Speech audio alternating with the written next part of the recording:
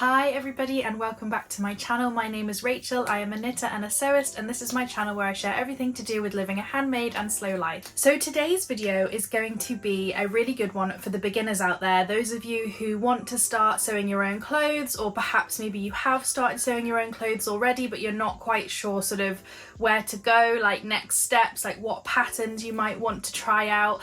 As you guys know, I am a big dress lover. I wear dresses all the time. Just like my whole wardrobe is dresses basically, and so that is what I basically started sewing when I first started sewing about 3.5 years ago. I started sewing dresses because that's what I wanted in my wardrobe. Now I pretty much solely only make dresses unless I'm making some pajamas or like a leisure wear set or something along those lines. And so I have used a lot of different dress patterns over the last few years. I have tried and tested quite a few, and I thought it might be really helpful for you guys to share a few that I think are really great for beginners. I think especially because a dress is basically an entire outfit, so you can sit and sew for, you know, a few hours and you'll come out with this beautiful garment that just throw on some shoes and some sunglasses and you're ready to go kind of thing. Obviously it's the summer, so you know, dresses are the #1 thing that most people reach for this time of year, but I do make dresses all throughout the year, and a lot of these I have made like autumn winter versions as well, which you can see sort of on my Instagram. If you scroll back you'll be able to see on my Instagram, and also on some of my other videos like my makes videos. I think I have a playlist of all of my makes videos. I think it's basically sewing and knitting inspiration is the playlist, and so it's videos when I sit down and say this is what I'm hoping to make, and then it's also videos of this is what I did make. So yeah, check those out for more inspiration. I would also say as well that if you're a new sewist, I would really recommend that you check out my video about how to save money, like money saving tips for sewists, because I know that sewing can be quite an expensive hobby. It's not particularly accessible in the beginning when you're just wanting to try it out, you're just wanting to have a go. So I did a video a few months ago now, which is basically my top tips for saving money, which is also a really good video for beginner sewists because it shows you how to start sewing without spending too much money. But yeah, without further ado, let's get into these gorgeous dress patterns which are perfect for beginners. Before I get started, I just want to say that none of these sewing patterns come with zips. I can do a zip, and I've done a few zips, but I'm not the biggest fan, and I find that with zips you need like a zipper foot, and often a lot of sewing machines don't actually come with a zipper foot edition and things like that, so it's extra money, extra purchasing. And so actually I decided to do a lot of patterns that require, some of them are just like pull over the head situation, some of them have got little keyhole ties, a few of them have got buttons and buttonholes. Most sewing machines now have a setting for buttonholes, like an automatic setting, so you can literally just press go and it'll do it for you. But if you have an older machine or a very basic machine, you can do buttonholes manually. There are tons of YouTube videos, so just check those out. Just like have a little YouTube for the buttonholes on all of these. Of course, the other option as well, especially if it's button up the back, is you can always just do some poppers. If you really don't want to do buttonholes and you really feel a bit scared to try buttonholes, you can just do poppers. As with anything, I would always say keep your scrap fabric so that you can trial out. I think I've got some dresses in here with shirring, obviously with buttonholes, so you keep some scrap fabric after you've cut your dress out so that you can practice your buttonholes and you can practice your shirring, and you can make sure you get everything right before you start sewing. So I just wanted to let you guys know that there are no zips in these patterns, so if you're terrified of zips, these are the patterns for you. Okay, so I couldn't possibly do a list of beginner dress patterns without including the Indigo dress by Tilly and the Buttons. Now this is one of my absolute favourite patterns. This is actually the first dress I ever made. I'll pop a picture up on the screen. I made it in a beautiful William Morris fabric. I did the classic Indigo where I did the big fluted sleeve at the elbow. It's a really easy one because it just literally goes over your head. It has a facing, so that's quite easy as a beginner, as a kind of like neck binding option. Anthea and the buttons just really hold your hand the whole way through. You know, their patterns are so fantastic for beginners. They have a bunch of videos on their YouTube channel which you can watch to go alongside. All of their patterns are filled with photographs, like every step is photographed, clearly explained. So I would really recommend the Indigo as a beginner. I think it's also a great pattern because it can be hacked and changed so much, so it feels like, you know, a really good investment, because it's not a cheap pattern, especially if you buy the paper version as well. It's not particularly cheap to buy a pattern, but it really is an investment, because I have made it, oh gosh, so many. I've made the long sleeved version, I've made the fluted sleeved version, I have added different sleeves for another pattern, I have made it maxi length, I have made it knee length, I have made it tiered, I have added a ruffle to it. Like, there's so much you can do with it. I have got so many different Indigo dresses. As I say, they're all on my Instagram if you want to check those out. So I'd highly recommend that one. That's a really great beginner's pattern because it can be changed up so much. I would always suggest doing it exactly how it is the first time, maybe the first couple of times, and then you could play around with it a bit more. It works really, really well in a cotton, which I would also recommend if you are a beginner sewist. I would recommend trying to use cottons because they're just a little bit stiffer and a little bit easier to get through your sewing machine, and then you can work your way up to something like a viscose that's a little bit more slippery. But the Indigo works great in so many different fabrics, so it's a really good one to have in your stash. Okay, the next dress that I absolutely love is the Pansy dress. I have made, I can't remember now, I think it's 3 of these. Yeah, I think it's 3. It might have been 4. No, I think it's 3. This is a pattern by Rosary Apparel. Janelle is an amazing pattern designer. Most of her patterns are quite beginner friendly. She also has an amazing YouTube channel where she literally has step-by-step instructions of her making each of her patterns. So that is super helpful. So I will link her channel below for you guys, because that is just like the best thing when you're a beginner and you get stuck and you don't quite understand the pattern. You can pop over to YouTube and see exactly what she's doing. This is a bias bound neckline with like a keyhole tie at the back. So again, it's quite an easy slip over the head situation, no complicated fastenings. You can make it 3/4 length sleeve or short sleeve, and it's a very cute little puff sleeve with an elasticated binding. So like, you get that lovely puffed thing, and I always think elastic as well is quite a good and easy one to do when you are a beginner. Similar to the Indigo, it's a gathered skirt, which can seem a bit scary at first, but actually it's really not that hard. Gathering is, I think, one of the easiest things to do when you're learning to make dresses. You'll be amazed at like the effect that it has. So yeah, the Pansy dress is a really great one. You can make it all different lengths as well. I've done an option where I actually made tiers. So again, it's another one that you can hack. So if you sort of make it a couple of times and you really like it and you feel like it's going really well, you can just keep making it again and changing it up and changing it up. Yeah, I'm a really big fan of this pattern, so it's a really great one for beginners. The next one I have on my list is a little bit more complicated. This is the Anthea blouse / dress. So I have made this as a blouse, and I have also made it, I've hacked it, the blouse version, and made it as a gathered dress, but you can also make it as basically the blouse but all the way down, so it's like a long shirt type dress with a tie. It is really easy because it doesn't have any bust darts, so in terms of fitting, it's supposed to be loose and oversized, so I think it's a really great one when you're a beginner and you don't want to get too worried about fitting. Like for me, I have quite a large bust, so getting the fit around the bust has always been quite complicated and quite difficult for me, and over the last few years I've got a little bit better and a little bit better at it. But when you're a brand new sewist, you really don't want to be stressing too much about this thing that you spent hours making that it's not going to fit. So I do think going slightly oversized can be a great way to make sure that it definitely will fit.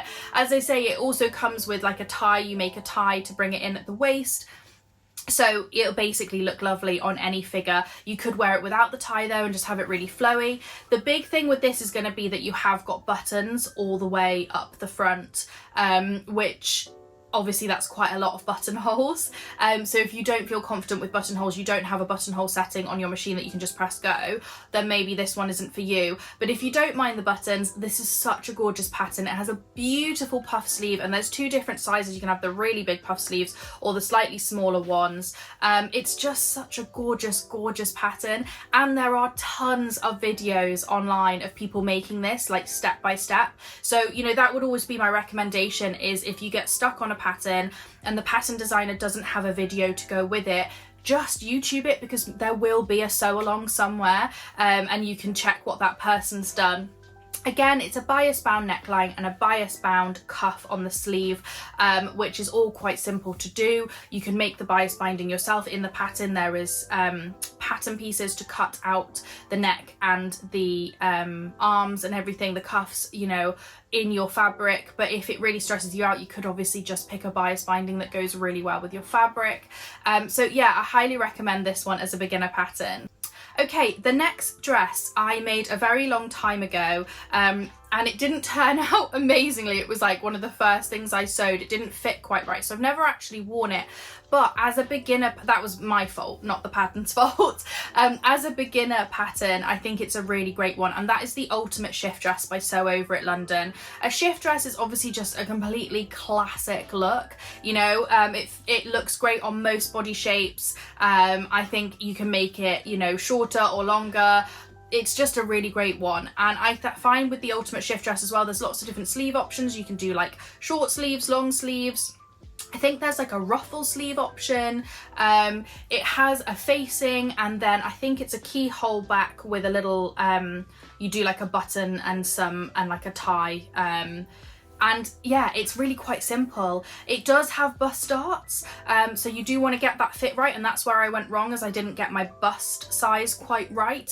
But I really do recommend this as a beginner pattern. It's so easy to follow, and again, it can be like changed and hacked, and you can add a belt to it if you want to bring it in at the waist. I would always suggest making, if you're in between sizes, go for the bigger size, because you can always take something in, and that was my mistake, as I should have gone for the bigger size and taken it in rather than gone for the smaller size, because then it didn't really fit that great. But it's such a great beginner pattern, really simple, quick, easy. It's got a facing, so again, like as a sort of like finishing on the neckline and stuff, it's a really easy one to do. It's quite forgiving, and I know that Sew Over It have some videos on their YouTube channel, like step by step, and also they highly recommend it as a beginner pattern, so definitely check that one out. The next one I've got is the Grace dress. Now this is an absolutely stunning maxi dress, which I made a couple of years ago now. No, last year. Yeah, last year. It wasn't a couple of years ago.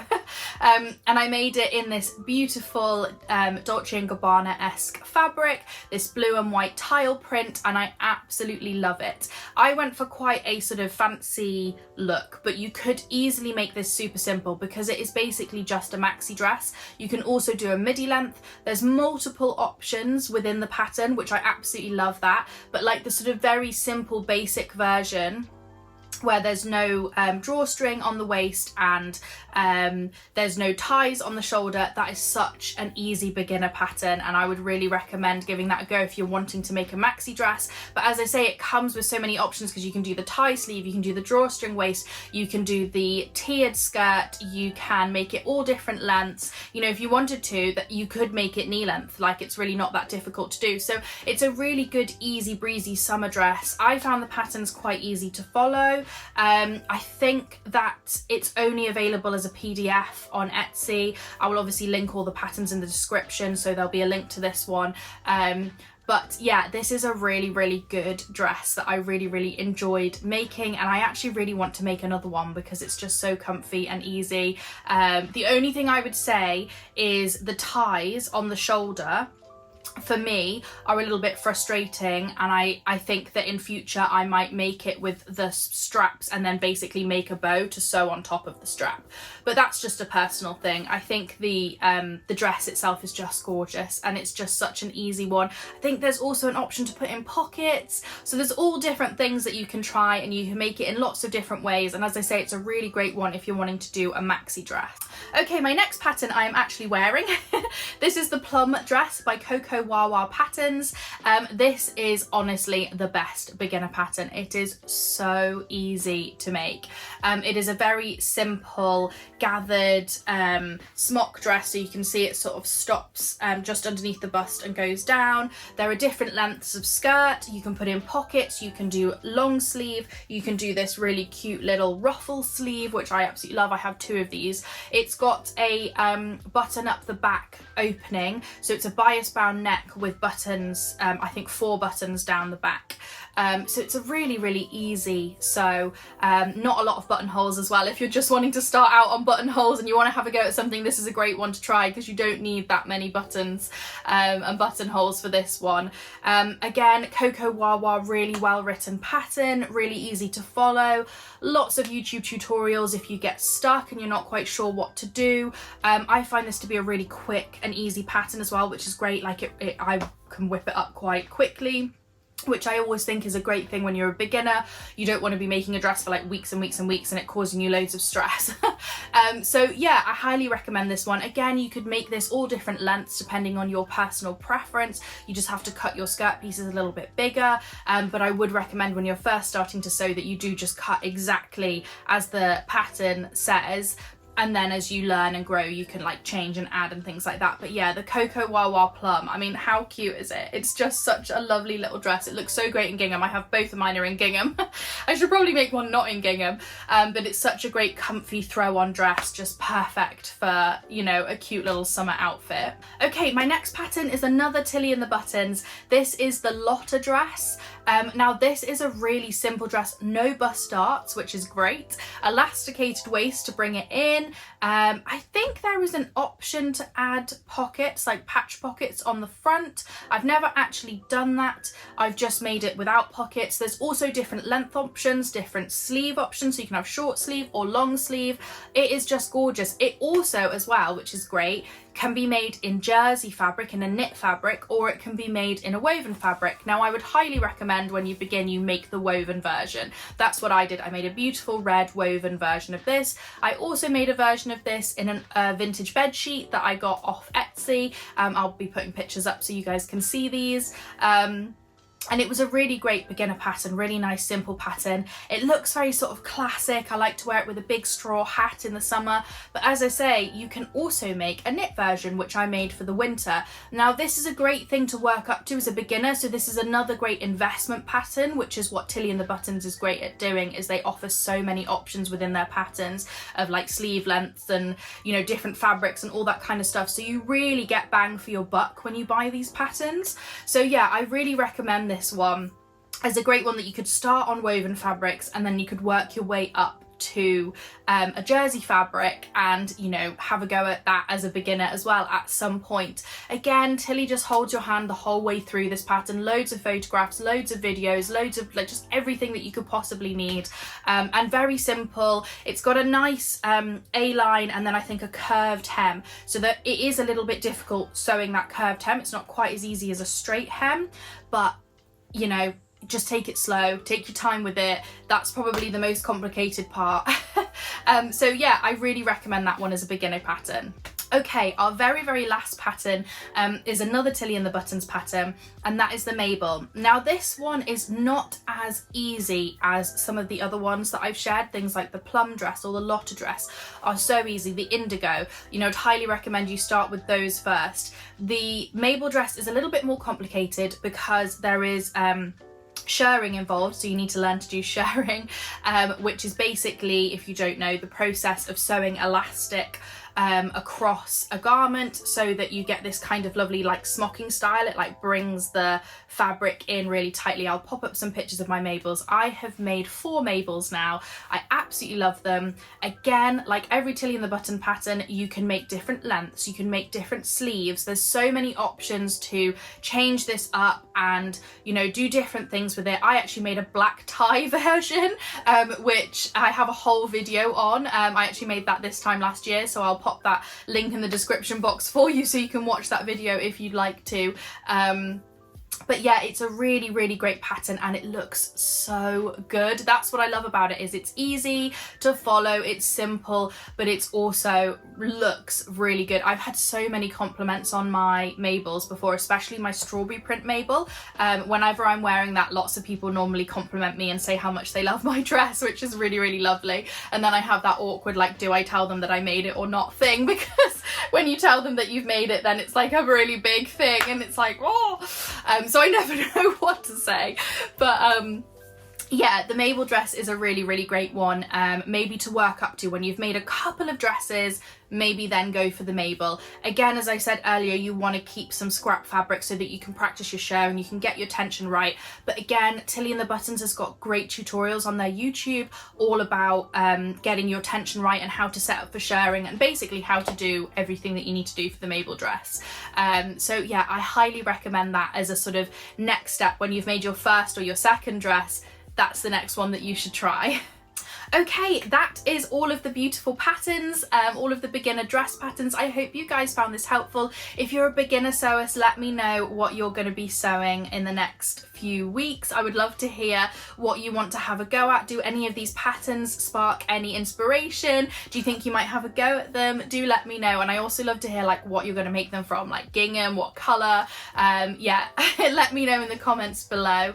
If you are like me and you're a bit more of a seasoned sewist, I hope that you found this video inspirational just to try some easy makes. It is so nice, isn't it, sometimes just to like grab a really easy pattern and just sew it up really quickly. I do that quite often because like sewing is my relaxing place and I just need to shut off my brain and just go for it. And so like the Indigo, for example, I made a couple of weeks ago. It was so lovely to just work on something that I could just do without really thinking too much.